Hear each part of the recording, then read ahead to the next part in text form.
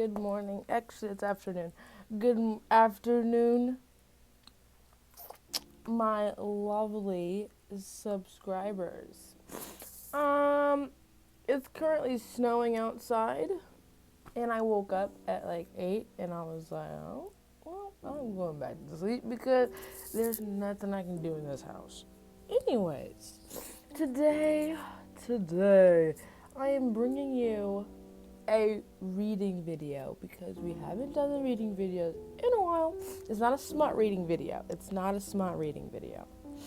We're going to be reading my story that I have posted myself because I'm sure by now you know I write stories. And I've written about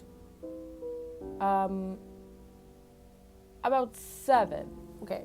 1, 2, 3, 4, 5, 6, 7, 8, 9, 10. Okay. 10. We're going to be reading Only One. Now, Only One is one of those stories that I spent long and hard on, like most of my stories, actually. But this one, I just felt, it's mostly completed. Like, I completed the story. I was going to read Desire, but it's kind of saucy, and I don't feel like getting my video taken down. But we're going to be reading Only One by moi, Alexandra Gray. And this is going to be great because I can see what I did wrong.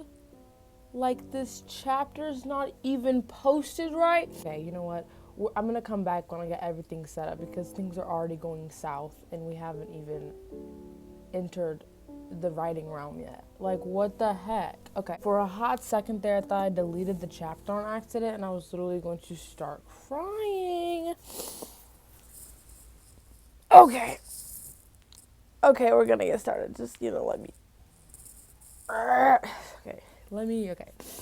All right, crack your knuckles, open your brain, and let's get reading. This is Only One, Chapter 1. So, yeah. High school isn't something on my list. Oh my god. High school isn't something on my list of things to complete, but why not? I have nothing else to do with my life but devour the animal kingdom. My siblings could care less about people or their feelings, so I'm the vampire with the humanity, whatever that means. I find humans interesting. They are so confident that they know what they're doing. They work hard.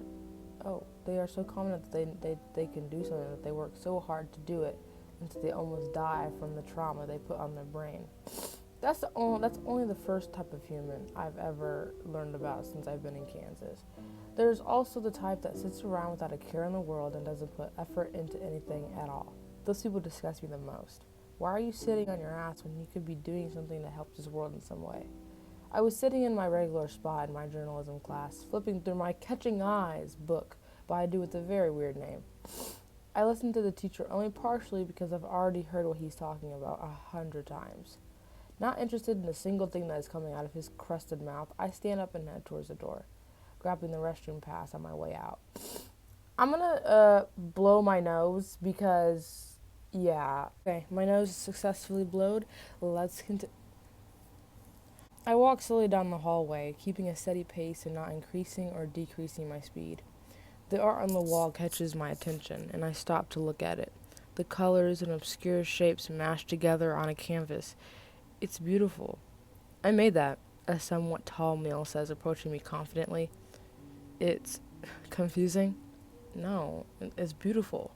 The boy seems startled by my answer. I'm Adrian Scott, he says, shooting his hand out towards me.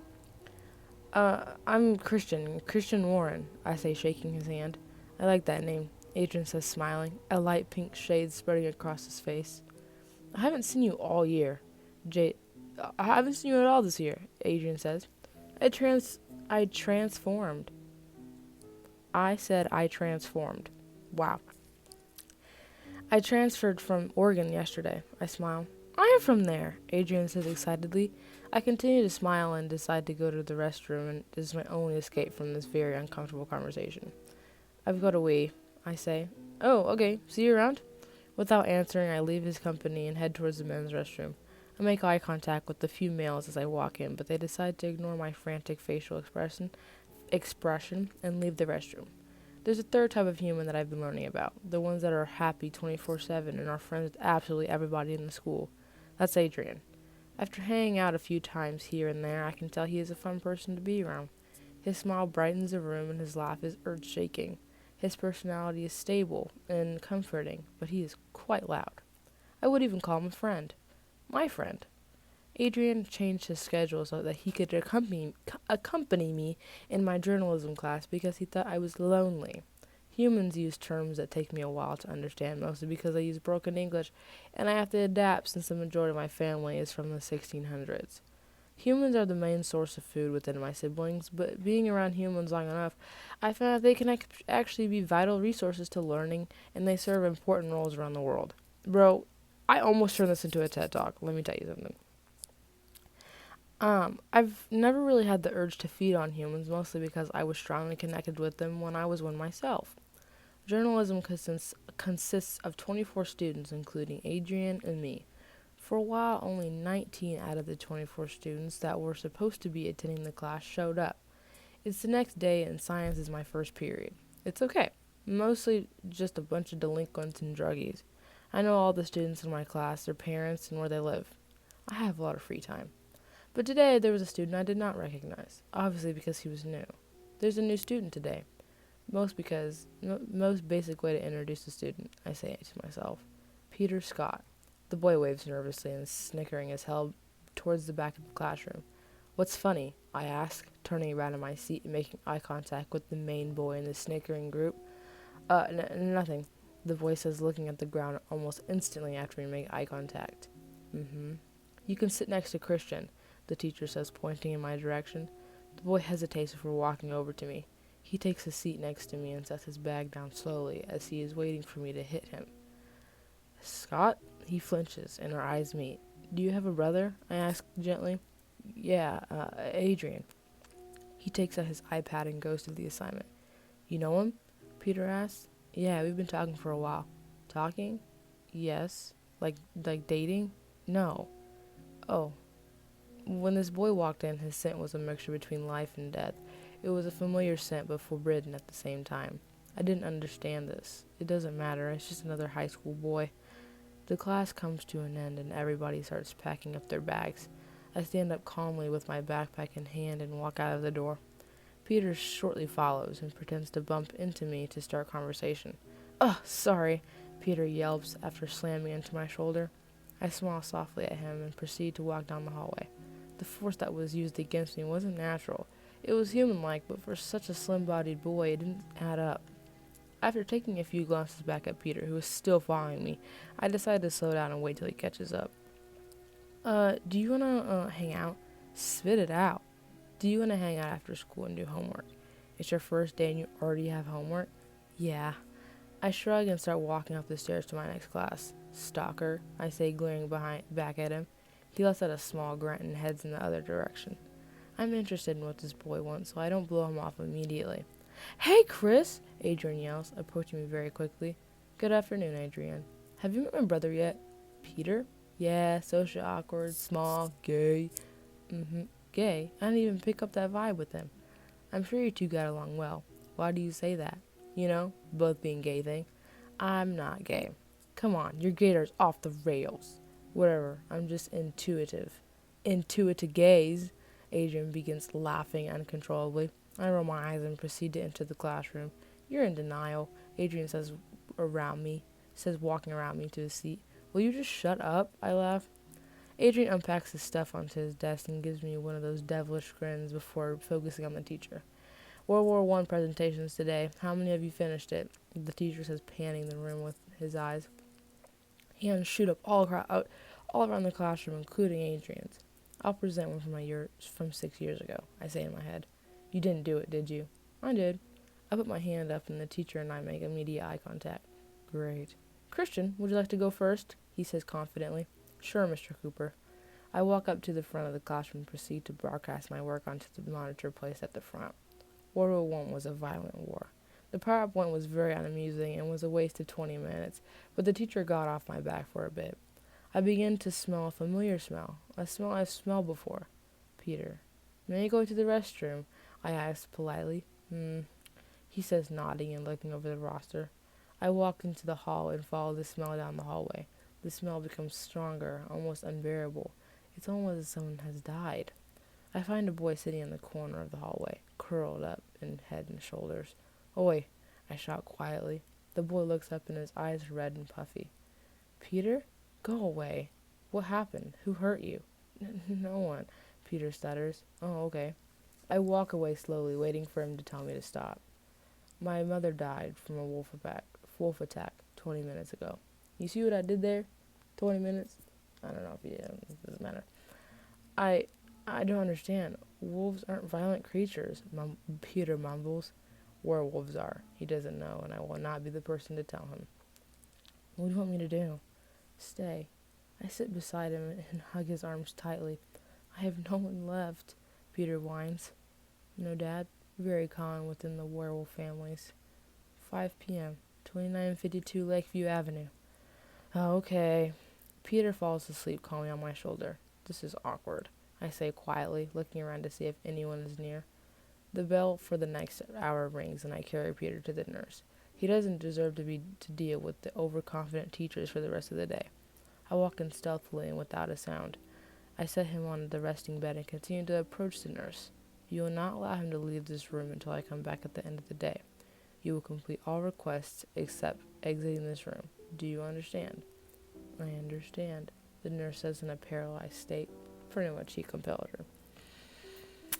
My lips are so dry. I need some chapstick. Good. I walk up back to class and grab my stuff before leaving the school. I take a short trip to my house to discuss something with my father. "Father?" "Yes, Miekel." Okay. So, he was born with the name Christian, right, when he was human. But when he got accepted, or when he became a vampire, they renamed him Miekel because he's part of the family now. I don't know why I made it that way, but I did. When was the last time you encountered a lycanthrope? I mean, a month ago. Why? There's a boy at this school, Peter Scott.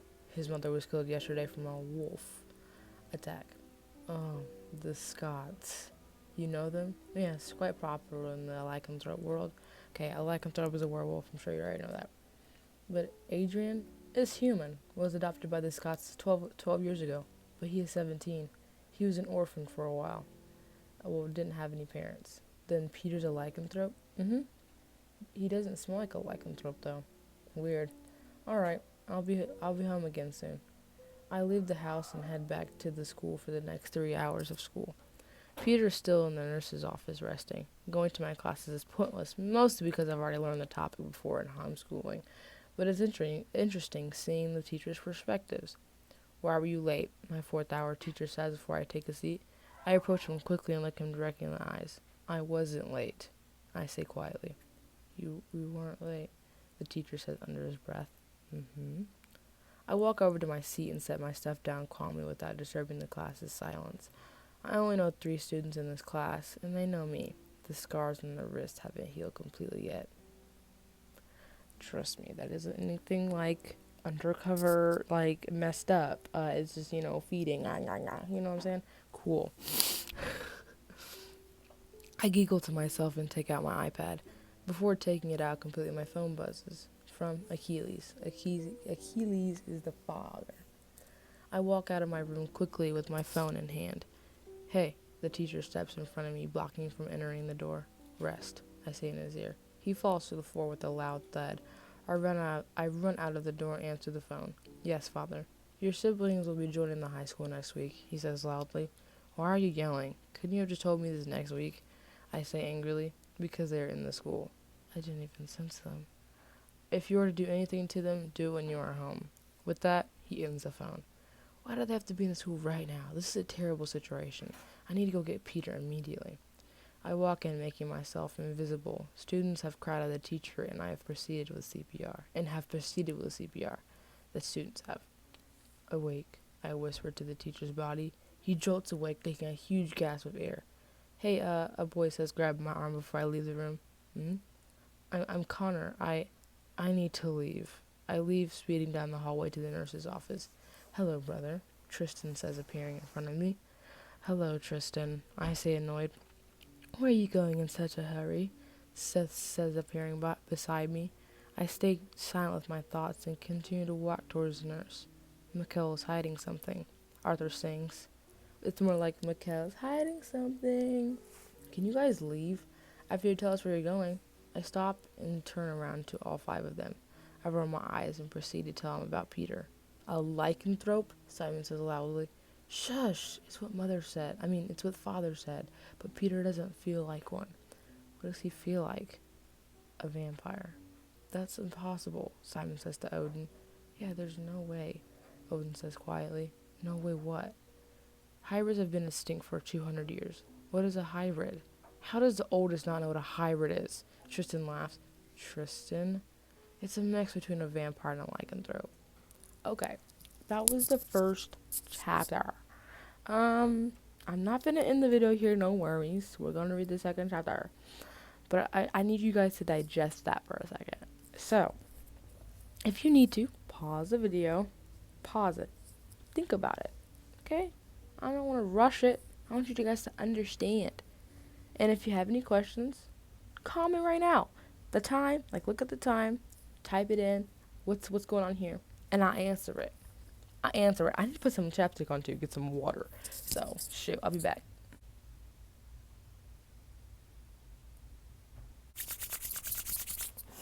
Second chapter. Isn't this great? Okay, I put my chapstick on. Gross. And we're gonna go. Okay. Second chapter. Hybrids were alive 200 years ago. Their main goal was to become the only supernatural species alive. They killed lycanthropes and vampires so that they could rule each of their lands until all the lands was theirs. A hybrid was made if lycanthrope sperm was inserted into female vampire and a baby was made. Since hybrids are a mixture between a living organism and a dead one, the majority of the time the mother would die during labor. If it's a hybrid, then you need to kill it. Peter is not it. He has a name. Peter is not an it. It has a name. That's kind of how I want it to be said, but it does not look like that. I say, flaring my crimson red eyes at my siblings. They step back calmly away from me and allow me to proceed towards the nurse's office.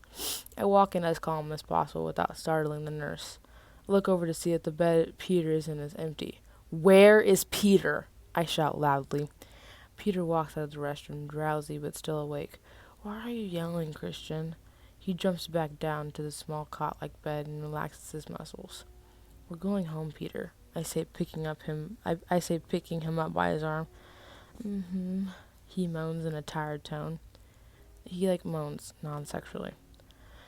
I pick him up in a cradle position and carry him out of the nurses. As we walk outside, my siblings join behind me. You cannot hurt him, I command. Yeah, whatever you say, Meek. Odin growls. I take him inside the house and wrap him in a blanket. So everything is fast-paced because they're fast-paced. Dude, freaking Christian went from school to the house within a matter of minutes. So, why do I look so crusty? Okay, you're gonna be okay, Peter. I say, caressing his face with my hand. This boy makes me feel human, and it's disgusting, but also alive, which makes me feel free. His soft brown hair and hazel green eyes, perfectly made smile and an unforgettable scent. His warmth is comforting, and it makes me hazy. His skin, white and slightly tanned, freckles starting from his arm and making their way down. He's beautiful. A few hours later, Peter wakes up. Where am I? Peter says in a groggy voice. My house, I say, creeping into the room. Why? He groans. I felt you were too tired to go to the rest of your classes, so I let you rest until I took you home at the end of the day. Oh, thank you, Peter says in an unquestionable tone. I get up and head into my siblings' room. You cannot touch, talk, or have any type of communication with Peter. If you do, I will kill you. I yell quietly. That's kind of gay. Odin giggles. I appear in front of him and I grab him by his throat. Is it? Funny. I didn't know if you wanted me to bring up Ryan or not. Odin's face becomes paralyzed and his blood runs with guilt. That's what I thought. I'm not going to say that word because it might trigger people, but it was that word for, you know. I throw him down to the seat he was sitting in and head back into the room with Peter. Are you hungry? No, but I have a burning headache. What does it feel like? I grab a notebook and a pen and focus back on Peter. It's as if someone has hit me hard on the head. I feel writing down what Peter is feeling every few hours and study how he acts will help me figure out if he's a hybrid or a werewolf. Hybrids still have a yearning for blood, but they are experts in hiding it. When they are hungry for the blood, they do not focus on anything else but feeding on innocent lives. Peter is in grief right now, but soon he will be back to his normal self. You've known me for like 5 hours and I'm already sleeping with you. Peter laughs painfully. We aren't sleeping together, I say sternly. It was a joke. Humans tell them a lot of times, Peter says, rolling his eyes. He referred to himself as human. Why do you say humans like I wasn't one? I ask. Peter looks up quickly. You are one, right? Debatable. I stand up and stretch and walk over to the kitchen to grab the Advil. Here. I throw the bottle of Advil across the room to Peter, approximately 8 yards away from where I was standing. Peter isn't paying attention but catches the bottle without making a single movement of his body. Are you sure you are one yourself? What do you mean? Peter laughs. Of course I'm human. I'm sure I would know if I wasn't. I'll walk back over to him and look him directly in his eyes, keeping my breathing at a minimum and lowering my heart rate to keep him calm as well. What are you? I say, attempting to compel him. Human, Peter says, resisting the urge to laugh. He can't be compelled. That's the first red flag when trying to find a supernatural being. I'm slightly confused. About what?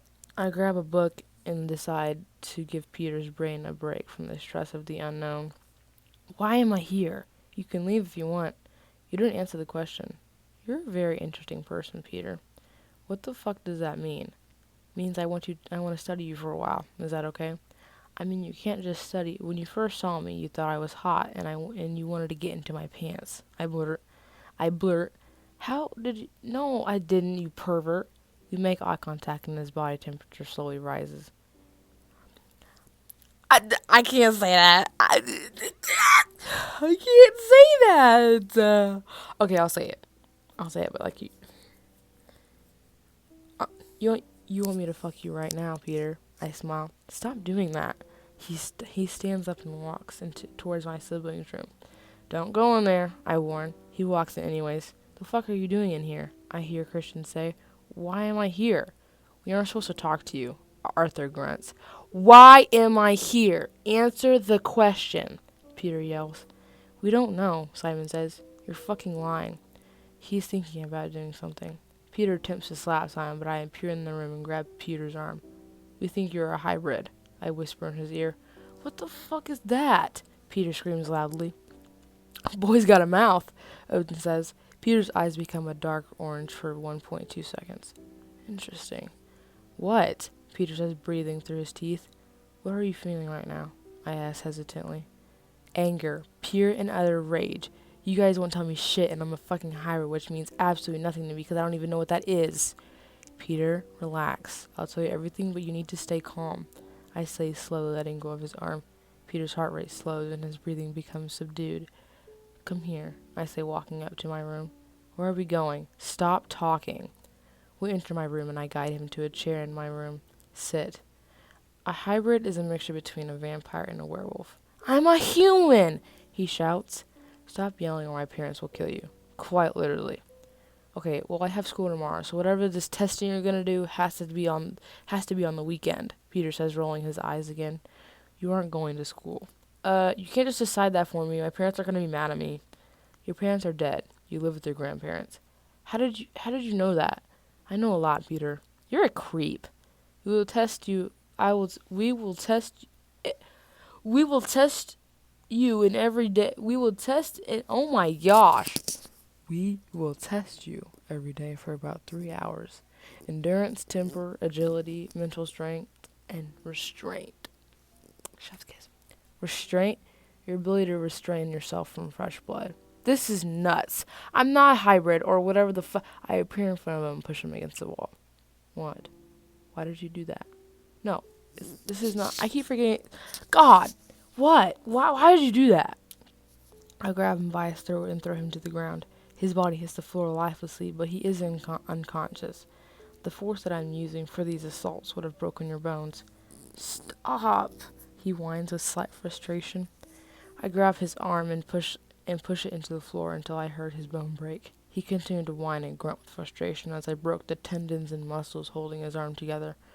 Please, Peter moans. Are you enjoying this? I say, lifting my hand off his arm. Peter looks at me innocently, as if I had just told him I got him a gift. I will allow you to go back to your establishment and get your belongings, but if you do not come back by 5 p.m. tomorrow, I will hunt you until my last breath, I say, standing up and walking out the door. Your last breath, huh? He says to himself. Don't test me, Peter. What are you gonna do? Peter says okay. It says seductively, but like how you say, what are you gonna do? And seductively, like you're provoking the wrong person, baby boy. Peter lets out a small moan. Jesus, are you in heat? I joke. Peter laughs and walks out of the room. Don't be dumb, I say, watching Peter leave the house. He isn't going back. Tristan laughs. I trust him. Why? Tristan grunts. I'm not sure. Something about him. I don't know. Weird. Indeed. I head up to my room, rearrange my books, and dust my desk. You said something to Odin about someone named Ryan earlier. Mm-hmm. Who's Ryan? I thought cleaning and look at Christian mildly. It's not my secret to tell. I won't tell the siblings, Tristan begs. I'm sorry, but I have to be loyal on my word. I only threatened Odin so that he wouldn't mess with Peter. But, do you want me to tell Odin about Kim? No. Alright then. Odin does want me to tell you about Ryan? Similar situations, huh? Okay. Tristan leaves the room with annoyance and stomps into my parents' room. I listen in on their conversation. Okay, in simple terms, Odin's, doing the deed with somebody. So was Tristan. Tristan and Kim. Kim's a boy. Ryan's a boy. They fadoodling. And so, yeah. I'm going out. I won't be back until tomorrow, Tristan says quietly, attempting to hide his frustration. You know the rules. You know the rules, Tris. Don't do anything dumb, Achilles says. I'm no human. Tristan leaves the house and hurries into the woods. Miekel! Little yells. Yes, mother, I say, making my way into my parents' room. Who was that boy that was stationed here earlier? She says suspiciously. A friend. My brother looks at me warningly. He needed some assistance with some schoolwork, nothing more. I smile nervously. You aren't one to lie, Meek, Leto says tiredly. My father closes his eyes and shakes his head, mentally telling me not to tell her. Achilles stands up and walks towards me, grabbing my arm and heading out of the door.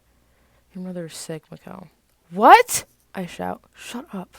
She isn't in pain, but when she was out last night, she got bitten by a werewolf, and the infection has spread to her heart. There are werewolves on our land? There have never been werewolves on our land. Since you brought that boy, there has been. The hunters will find us, and they will kill all of us, including Peter, Achilles says, looking at me regretfully. But, hush. Do not bring that boy around here anymore. Do you understand? Achilles says, extracting his teeth and dominating me with his glowing yellow eyes. Yes, Achilles. I bow my head in guilt. Leave. I walk out of the room and head into the woods, following Tristan's scent. Might as well see what this twat is doing out here. Before I leave, I say kiddingly, I walk upon a tent set up approximately 3,000 miles away from the house. Yes, I hear moaning. You're a very good boy, Tristan. Thank you, sir. My brother? I open the tent opening to see Kim's lower region thrusting inside of Tristan. Wow, you're in heat too? I laugh. Get the fuck out, Chris. Tristan says, shutting the tent opening. I laugh and head over to Peter's house. And I'm the gay one, I say to myself. I get to Peter's house within 2 hours and knock kindly on the door. Peter runs down the stairs and opens the door. Good evening, Peter, I shout happily. What are you unpacking? Peter says, moving out of the entrance to the house. Good. Have any tea? Lipton? Oh, you're a disgrace. Okay, another little side note.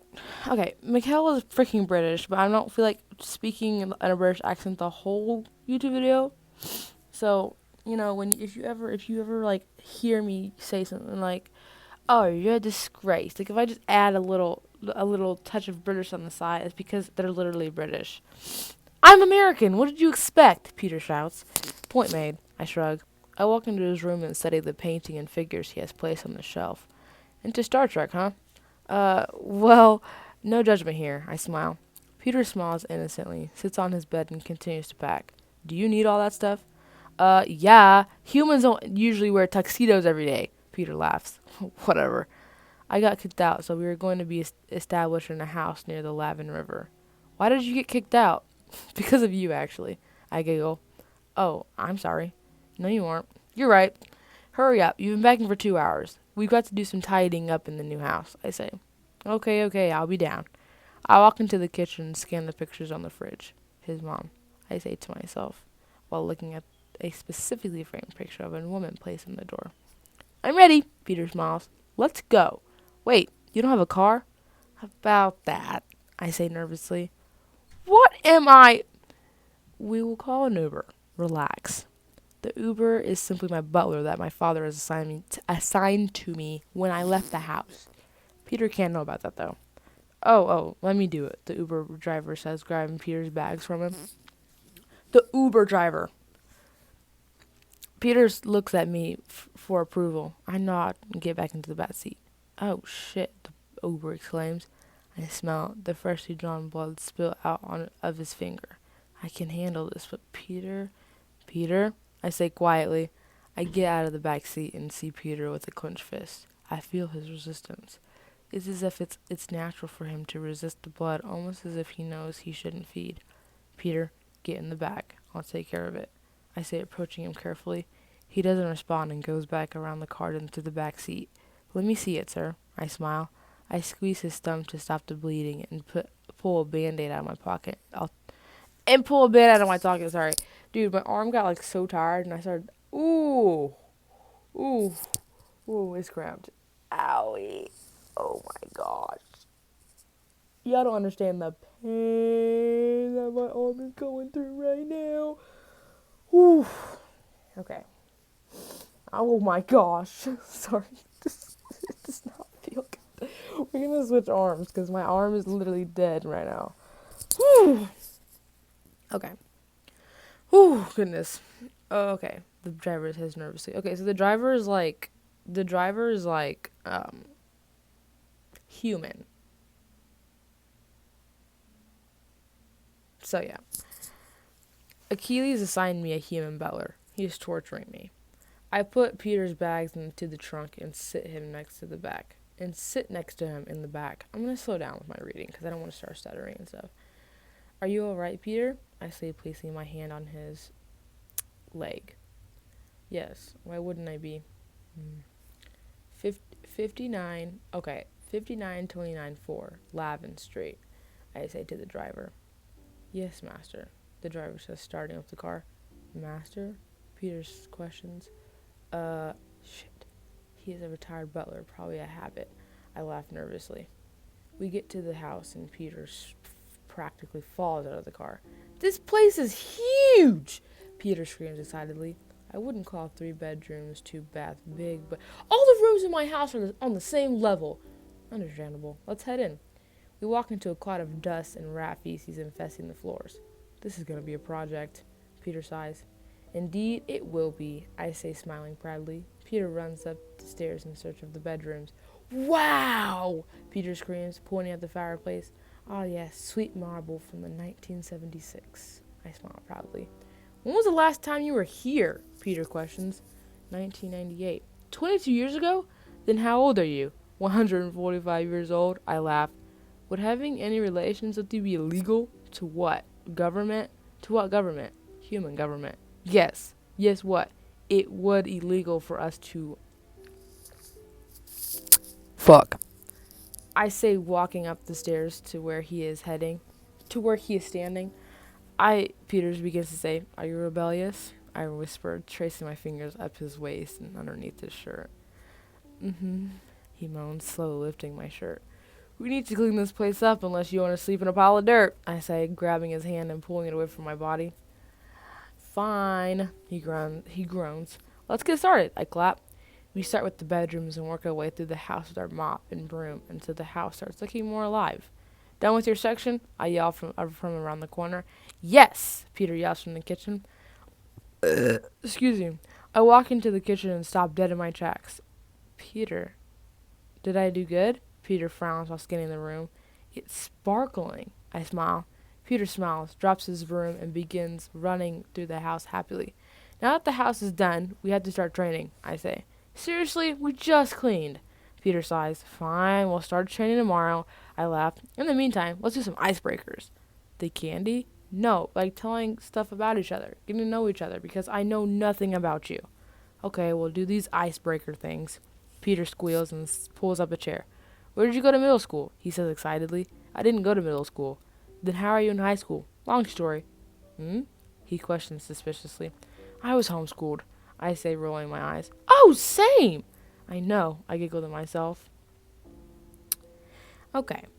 For some odd reason, I don't have the rest of that chapter available, but I do have chapter 3. Now, I will not be reading chapter 3, mostly because that's cheating. That's cheating. But I'm pretty sure I have it. I have the second chapter on Wattpad, so I might try to find it. Because, dude, publishing this story was, like, unnecessarily difficult.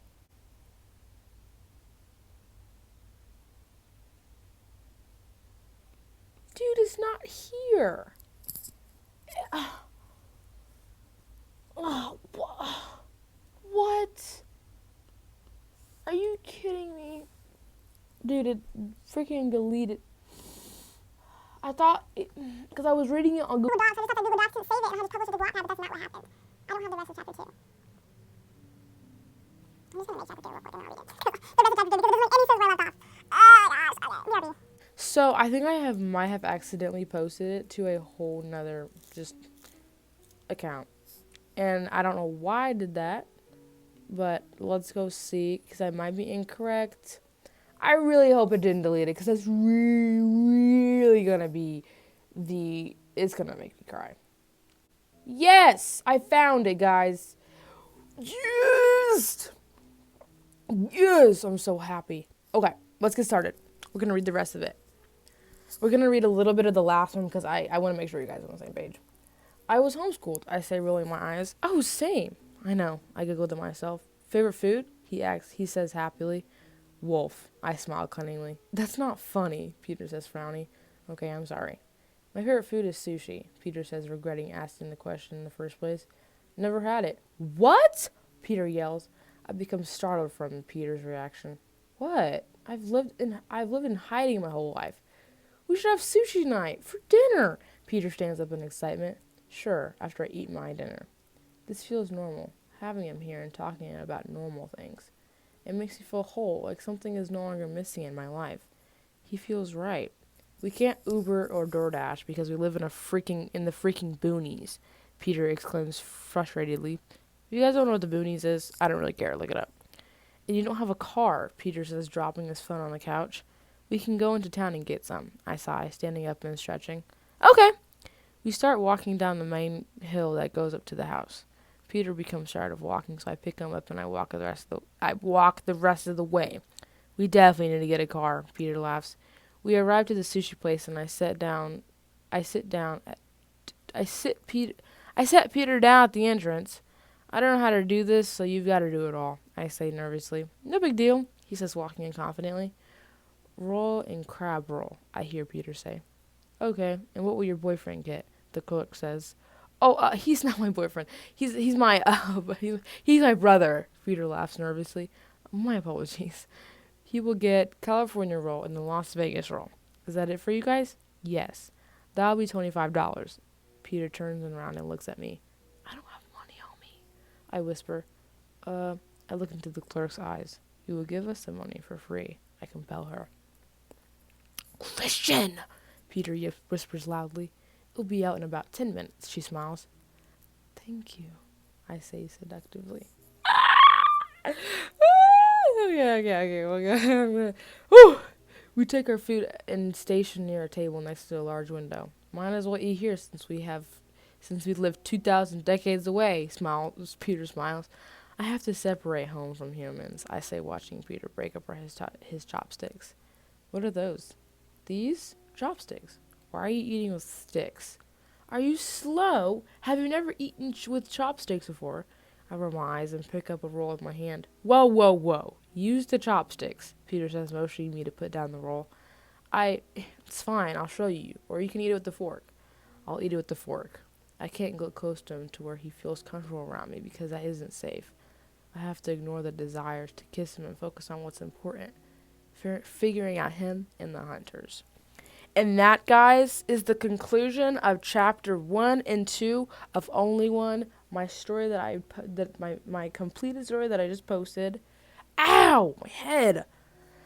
But if you guys want to read without me, without my beautiful voice in the background, then you can go right ahead. I can put the what you call it? The link in the description. Or I can just put it up here, the little link thing where it goes, you know what I'm saying? I do that. But if you guys do want to read my stories or my stories that I'm writing 2 right now called Desire and Poison, if you guys want to know what that's about, you can go ahead and take a slap on that. You guys can go read that because, I mean, those are pretty cool too. I'm working pretty hard on those. And,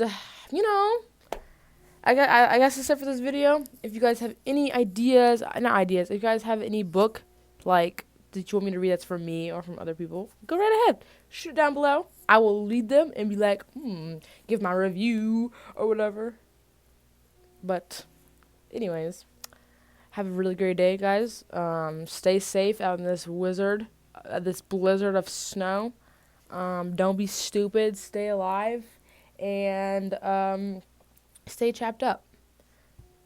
Have a great day, guys. Get to subscribe. I need to be in your subscriptions list right now. Add me.